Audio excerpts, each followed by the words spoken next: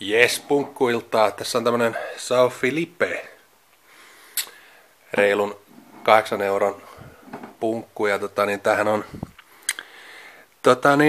Producto de Portugal, 14 volttia. Oikein on tyylikkään näköinen etiketti. Ja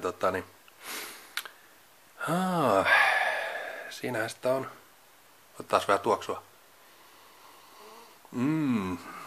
Joo, siis tässähän on oikein semmonen hienon mukava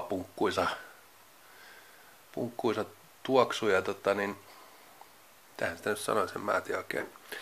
Ei sitä jaksa kauheasti sanoa, kun pitää maistaa.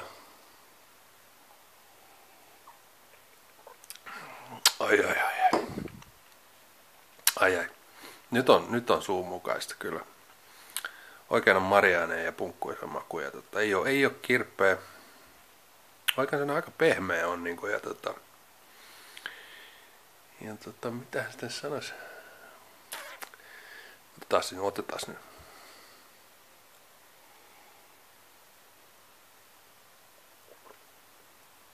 Joo. Oi. Tää on joutuisaa ilman muuta, että oikein mukavan pehmeä on maku ja punkkuisa mieto, oikein miellyttävä.